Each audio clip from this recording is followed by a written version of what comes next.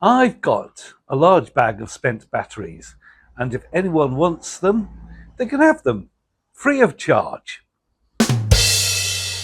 Hi, I am Andy. Welcome to the channel. This week at the allotment, we'll be putting together another freebie compost bin and pruning cucumbers and other things. But here's something for you.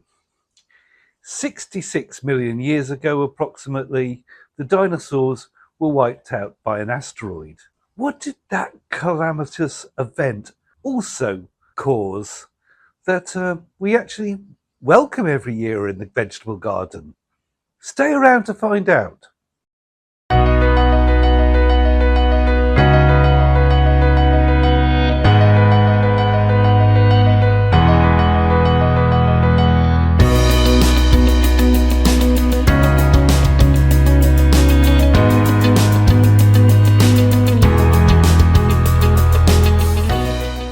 Well, another lovely evening on the plot. I've actually had to manage to spend some time weeding. This drying out is all bindweed. There's a lot more that probably snuck in, but that's there. Raspberries. I've had a problem in my car. I've not been able to visit as much as possible, but really harvesting every couple of days. I'm going to be doing that soon. Every 2 days now, we're picking strawberries and freezing them or eating them. But obviously I need to keep picking them because we don't want them to go to waste, do we?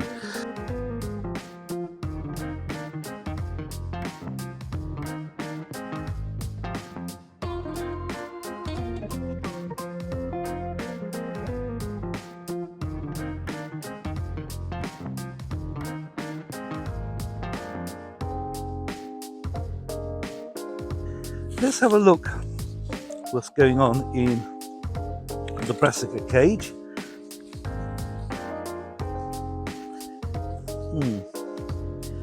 There is some caterpillar damage here, but the rest are looking not bad.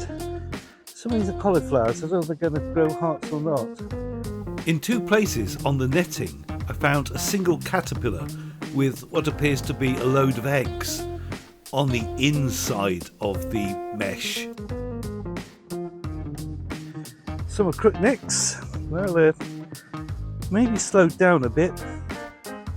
Callie, still lots of growing action, but no actual fruit. They're great fry, by the way. Some are crooknecks. In here,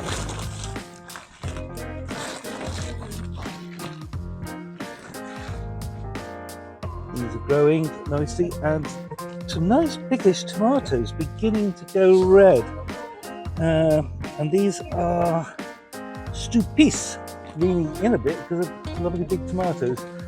And we're also harvesting plenty of the cherry tomatoes, the honeycomb, which are dead sweet. Not a lot to report in the beds, except for the new raised bed. The leeks, which didn't seem to be doing anything for ages in pots, do seem to be coming to life a bit here. At some stage I've got to sort out these dried peas. And Avon and Cervelan, I don't know, they had a little pause, courgettes, and I bet they're beginning to push out some fruit again. Maybe yeah, because quite recently I gave all of the squashes, not except for the itchy coochie, a nice little prune. Time, I think, to prune the squashes. Some of the leaves are getting a bit old, and I have read it's only the sort of fresher leaves up here which are doing any photosynthesis anyway. And I just want, and so I'm just going to start taking off these lower leaves that don't look so pretty. This is Callie, who has been a bizarre beast, that she has produced lots and lots of male flowers, but has not given me one squash yet. And this is summer crookneck, sort of the cousin. So I've taken off I'm taking off all the damaged leaves I can see, and I should really be wearing gloves for these. These are really spiky. Go on, Callie. And now just showing any discoloration.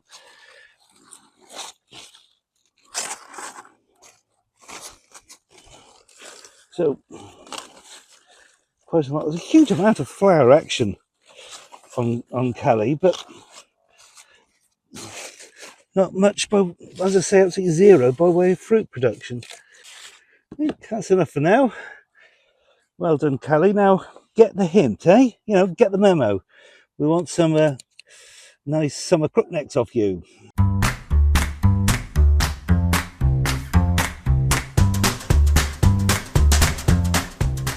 Talking of itchy coochie, this little one is actually producing a fruit. And I'm wondering whether I should let it do it or not, carry on or not, or take it because it's so small. Meanwhile, the other three are, all beginning to show signs of growing. I think probably I did sow them too late. Green beans are lovely. The French beans. I had some for my tea tonight because it's in probably C. It's just about coming up to sunset.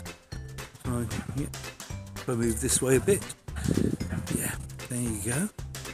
I'm still really happy with the Primabellas. What we've done with all the tomatoes now is stop them from growing any further. So let's just have a quick look at that. I've grown mostly vine tomatoes. No, I think I've grown only vine tomatoes this year. And I've mentioned before that we have been pruning them. For example, taking out these little intermediate stems here. But now is the time to start pricking off the tops. And the reason for that is we don't want, this will stop them growing entirely up, and it will force them to concentrate instead on no more tomatoes. Now, when I look at this top in particular, my heart tells me I want to take it off here and give these one fellas a chance. But my head says it's mid-August nearly, and they may not develop. And to be honest, these have been a superb breed of tomato called Primabella. So there goes the first one. This one will go the other way. This one has not produced as many tomatoes, so let's just see if these ones will grow. So actually, that'd be a good test, won't it? So we got these ones, will they grow? These ones we know they won't. So just take out the top. This is Primabella, and I really do like this one. It's giving loads and loads of tomatoes. So I can't moan, and I definitely will be using this breed again. Bought from Real Seeds, as lots of my stuff are. It's also supposedly blight resistant. Apparently this is quite a good year for not having blight. But this is supposed to be, according to the online catalogue at Real Seeds, pretty good, being blight resistant. So there we go. A few sacrifices for the greater good of the tomato. In the greenhouse, I think it's not so much dry because things tend to retain moisture here, but maybe it's just getting too hot and there's no real way of ventilating. I'll have to think about this for next year, of coming up with some sort of solution. But they are producing the bad boys. So, oh, bless me. Some of these are looking like they're coming to end of term. So, but we'll enjoy. But at the same time, others are still flowering and producing wee cucumbers. So we, Actually, this one is quite yellow all the way up to here, but really it's just the tops that the top, you know, it's yellow, but it's the tops which really is doing the photosynthesis. So maybe, yeah, maybe they'll carry on for a bit. Also, I think also of note is, if you remember earlier in the year, you know, I split one pack of about 60p German supermarket basil and planted it, but this is all from that one pack of basil just planted in here, all that basil. A little bit behind the scenes, this is my main camera, and I realised that for the little greenhouse and the polygon with the tomatoes, we're going to be better having a wider angle. So I am just swapping over from standard to wide angle. So fact fans, it's from a 24 to 105 millimeter to a 15 to 30 millimeter.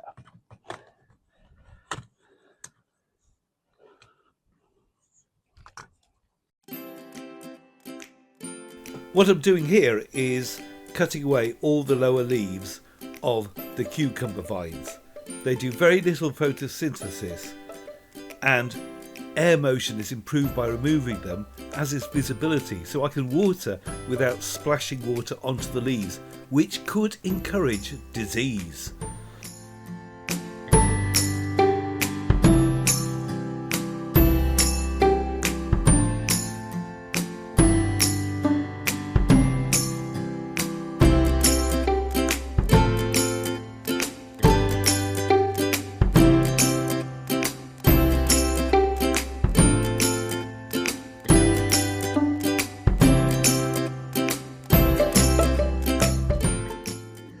This is the first sweet corn I've ever grown, and I don't know, is it ready for harvesting? It's the 12th of August. I've got my hori, and we're going to have a look at one of these, and I think we'll choose this one. Not quite the biggest one, so I suppose pull it. There it comes. So, is this bad boy ready?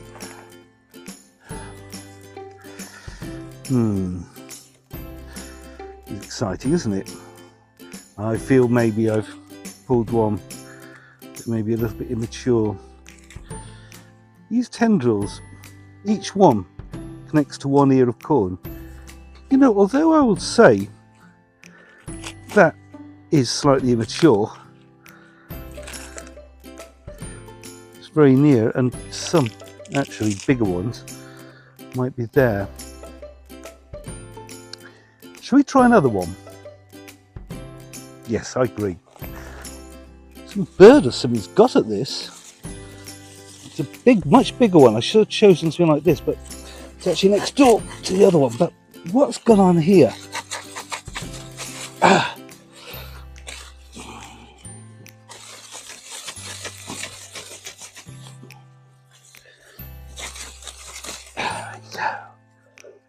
Right, let's have a look. Yeah, look, what's going on here? I think somebody's got in here. Could even be a rat. As we know, they're not exactly unknown here, but actually that allows me to get in. And the sad thing is, so when we get down there, come off a lot easier once you can get. Yeah. But I don't fancy eating this one because Ratty has been to it, I think. Still, we'll try this other one. It's a start.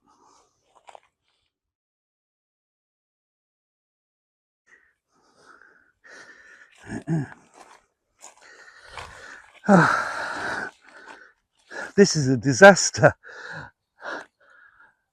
We started eating sweet corn. I noticed one or two animals had got at, and when I was picking some, I thought we had more cobs than this. That was 2 days ago, but now There's cobs here. Oh, look. This I've just found. There's one over there. And looking here, yeah, there's another one here. Look.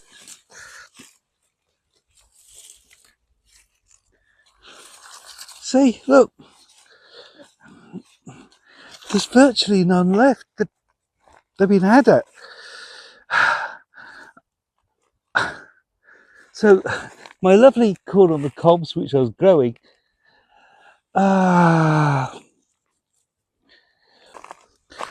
look, that's a bit of one.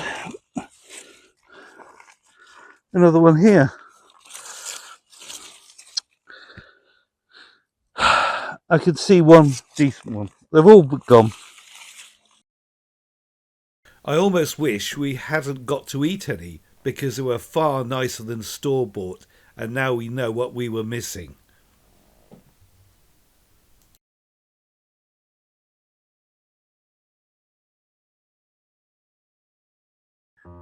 This is the carrot cage, and it's casting a nice bit of shade.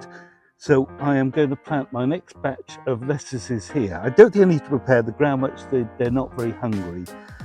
So we're going to weed out this, and at the same time, here are still some new potatoes. And we need those for our tea. So let's get on.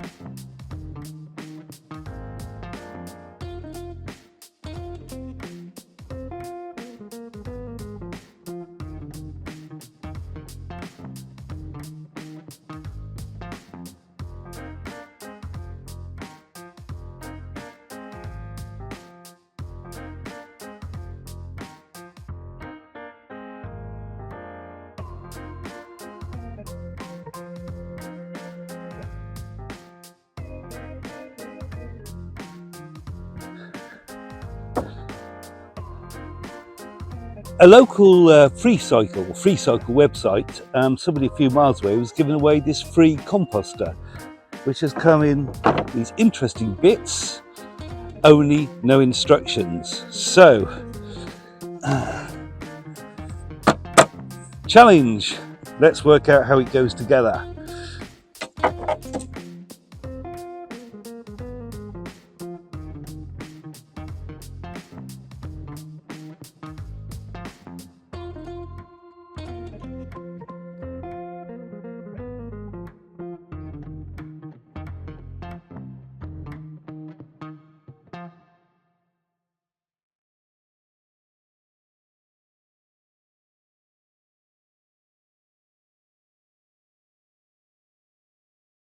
Right, time for a philosophical ramble.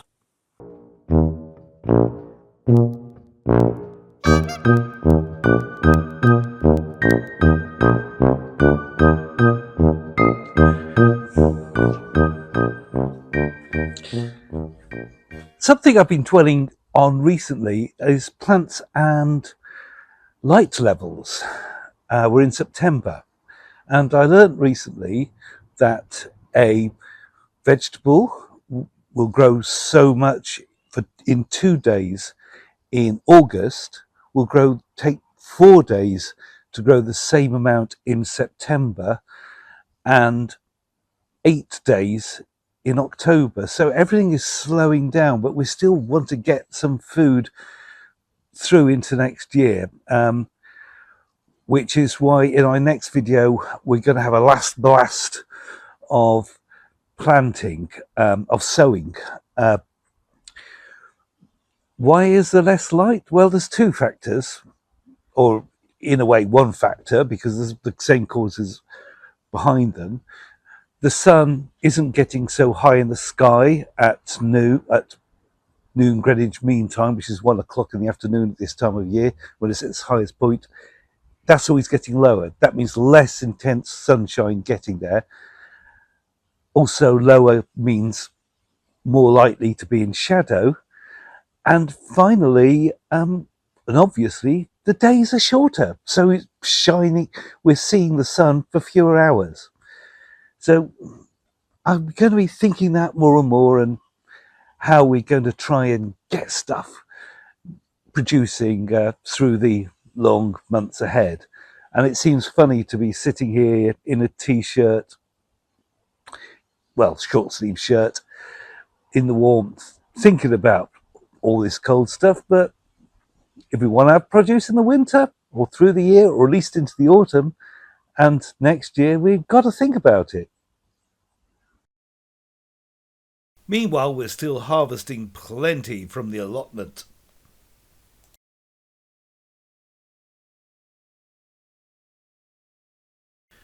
I thought it might be a fun project for these diaries, and for probably a separate feature, to lacto-ferment my homegrown chard stalks. It started off fine. I showed how to start it, and everything has been going fine as far as the fermentation appeared. But after 2 weeks, I had to come to a conclusion. No, everything is a waste of time.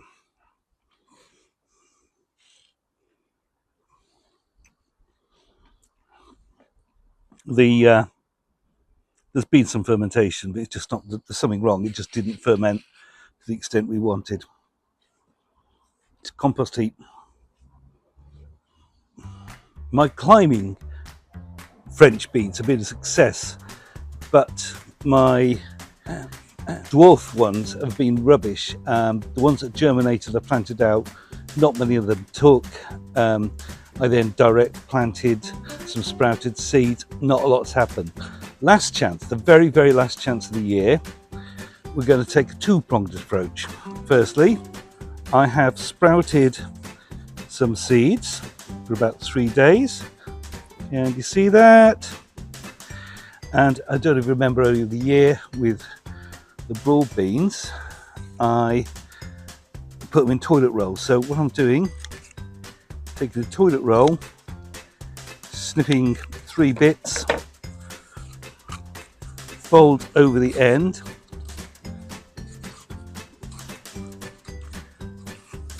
and this makes a tube. Compost sprouted bean, let them germinate, get good and strong, and plant the whole thing into the raised bed, and hopefully we'll get a bit more success.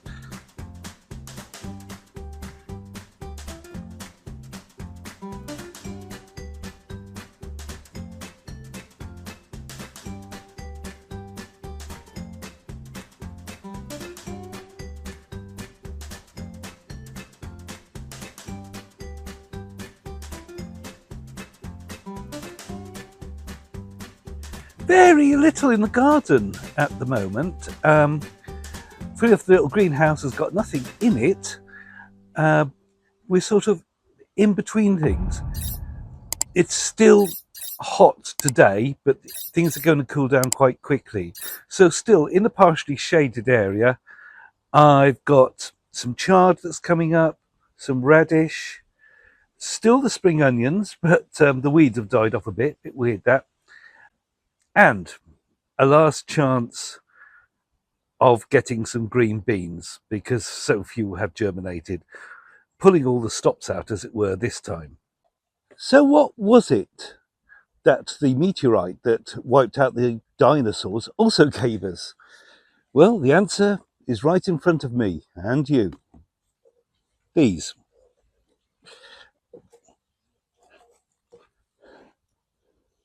Red tomatoes.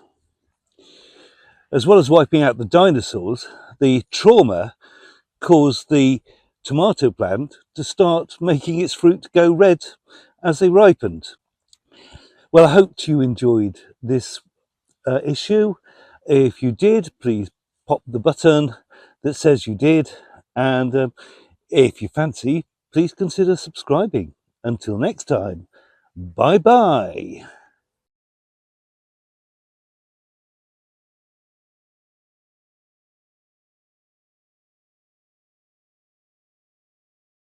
Putting together another free compost bin.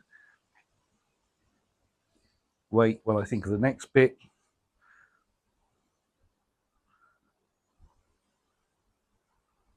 What was it now? Pruning